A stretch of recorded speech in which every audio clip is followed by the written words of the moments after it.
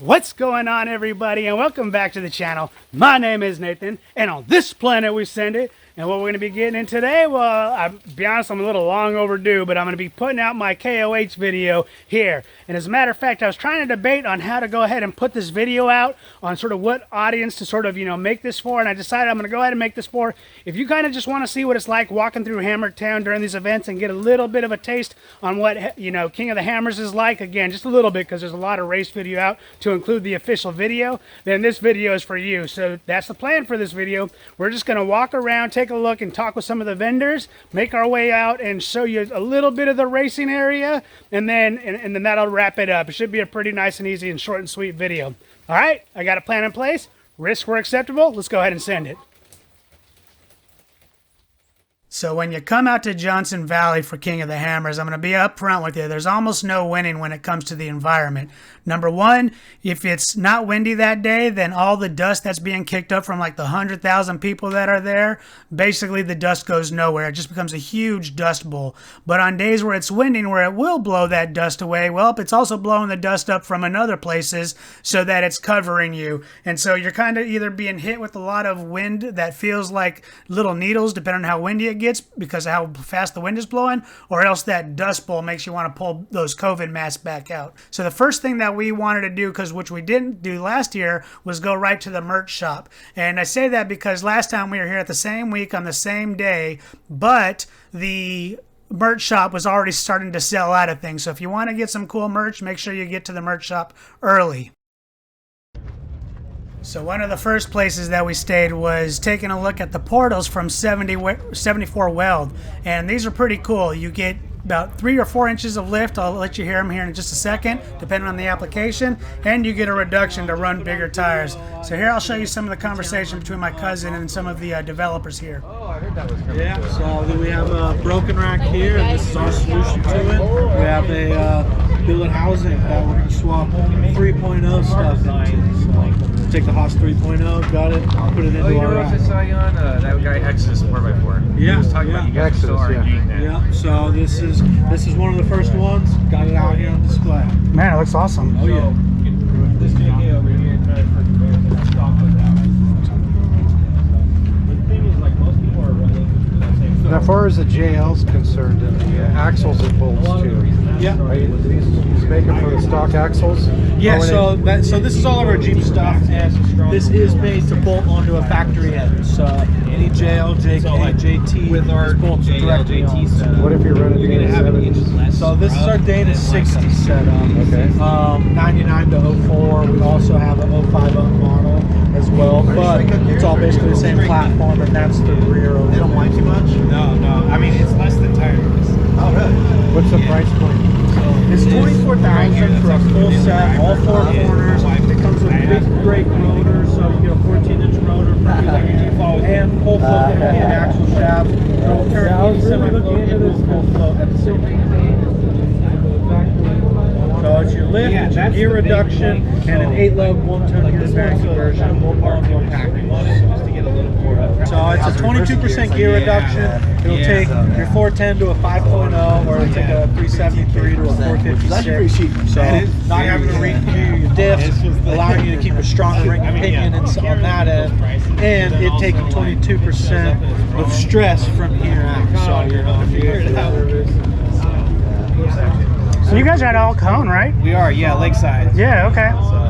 So local. Where are you guys? I'm out of San Diego. Yeah. We're out of Palm Springs. Yep. Yeah, when we saw the Exodus video, a week or two ago, we saw that, I was like, wait, El Cajon? Like, you guys are a lot closer than we thought. Yeah. Yeah, Bubba's pretty fired up. Yeah, he is. Yeah, we sent him one of the Bronco racks last week. Nice, yeah, he said he was looking at about it. that when you guys are R&D. Yeah.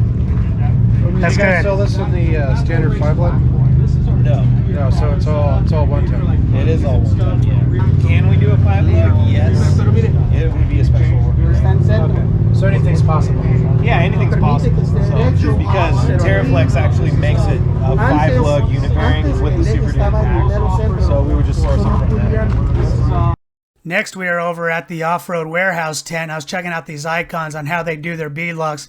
Thought it was kind of cool on how they do them. You just basically, once you got the wheel in here, you just screw them on through, and then it kind of holds the wheel in place. And also, I was taking a look at this Mojave that was actually racing. Hopefully, the video comes out better later when we actually get to the video, but from a distance, I actually saw it womping through the desert. But yeah, I was just taking a look at these beadlocks. I thought they were pretty cool. And then just across the way, we found ourselves at the Ford location, and they usually do a significant area here in King of the Hammers. And right here, we're checking out the Raptor, and this thing is definitely got some width on it. It is a wide beast. I do appreciate a lot of the things that Ford has done to it.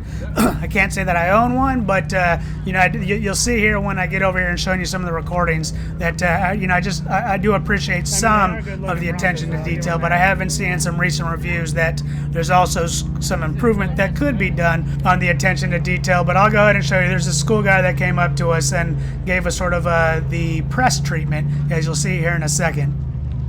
Stage is unlocked. If you want to look inside, you can look in it. You just can't get in it. Okay. Well, let's go up on stage. A little birdie told me. Oh, okay.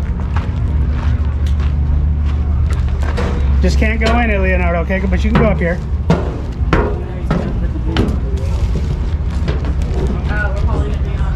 We're probably gonna be on. Check this out, though. The orange one with the orange socks. That's pretty sick. Let's get under here real fast. Look under here. Under there, too? Oh yeah, orange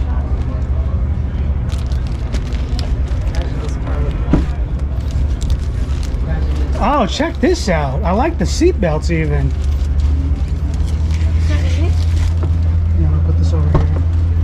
Oh, Don't get in, Leonardo, okay? look, they Check. head colored seatbelts. You know? Not seat belts, not orange ones, no. I may have to borrow from Ford to pay Jeep. Look at that. This is pretty cool, actually. And there's, man, the steering wheel is super thick.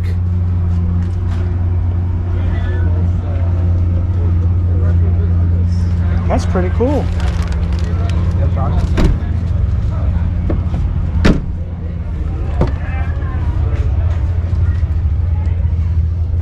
Oh, that's even sick right there too. They got the Bronco down there. Right?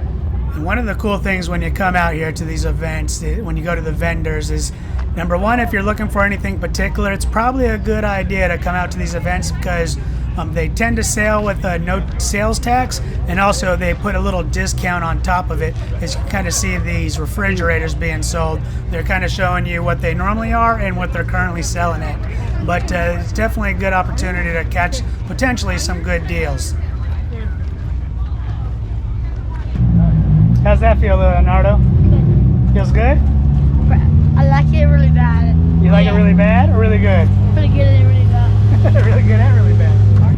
Amsoil was showcasing this V8 converted LJ, so of course I had to come up and take a look at it. One of the things I was admiring, you might notice too, is how much space there is for a V8 with an LJ. But check it out.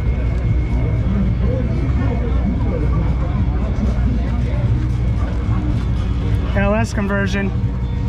Pretty sure this is an LS.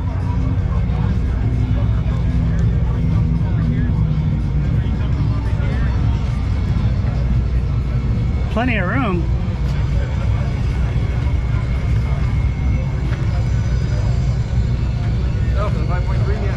Yeah.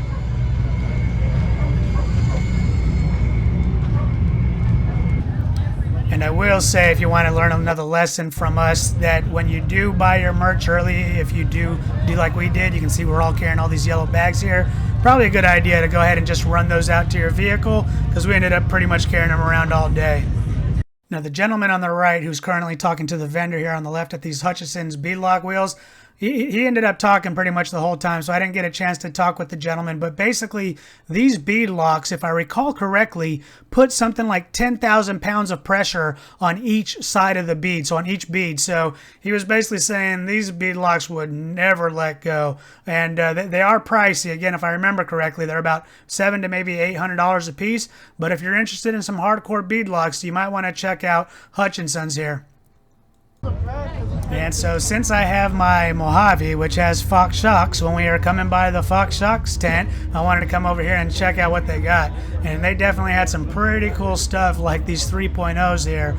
And later on I came back and even picked up a little bit of merch. But, you know, I hear there's actually, you know, some complaints out there on the stock Mojave shocks. But, you know what, I can't say one way or another I have been having those issues. But I will say that these at least look to be some pretty cool shocks.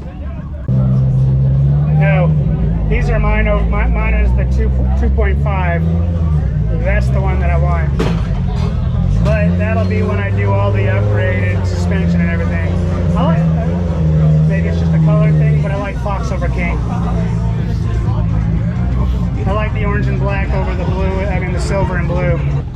So when the vehicles are getting ready to go out and race, they actually come here and line up in the vendor area so people can come up and take pictures. I definitely thought that was kind of cool for us to be able to interact with the riders.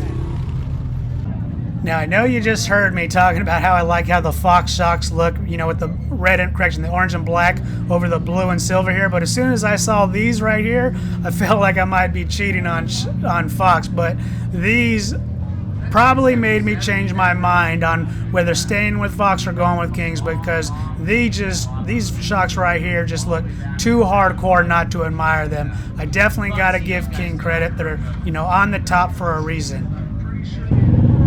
You're in it on, you gotta race it. You gotta look at the road ahead of you to race. And I'll be honest, seeing my son here, and this definitely has me wondering, where can I pick up one of these things?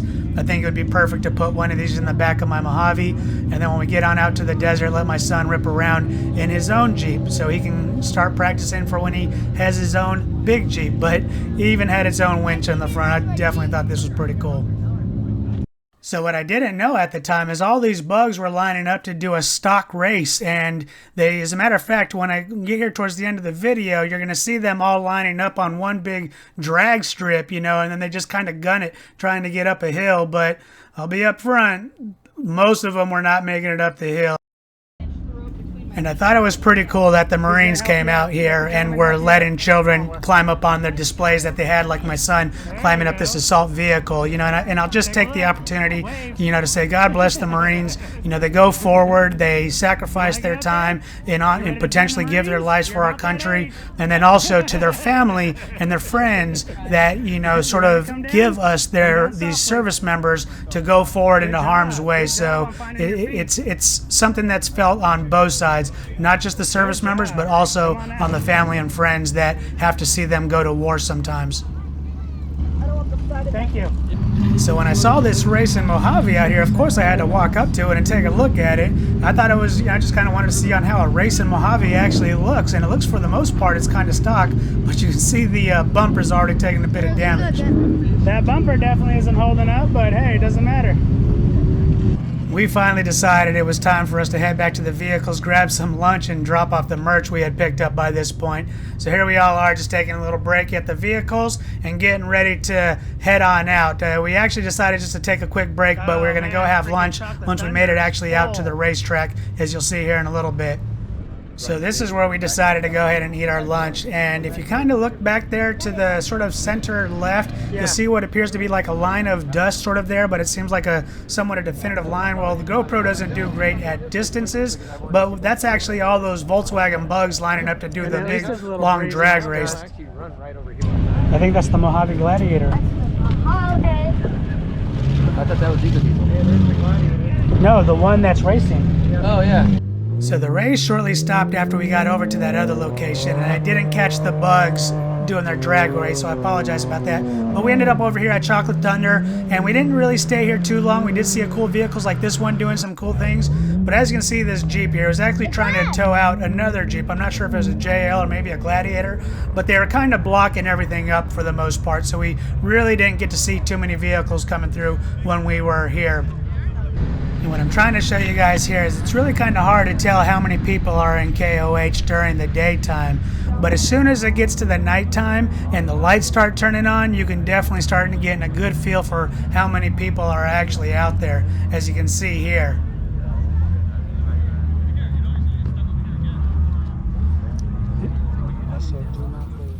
All right, that's going to go ahead and wrap up this video. Again, I just kind of wanted to do a quick short and sweet video on, walking through the vendors, showing you some of the benefits of what it's like walking through the vendors, sort of the discounts that you may get, and it does vary depending on the vendor. Some are a little bit more than others, but it's always a good time to get there, even when you're kind of putting up with all the dust. It's kind of like one of those, it's not for the weak-hearted, and, if you're probably going to camp out there, I might recommend you maybe try to find a campsite outside of Hammertown to get a little bit outside that dust bowl.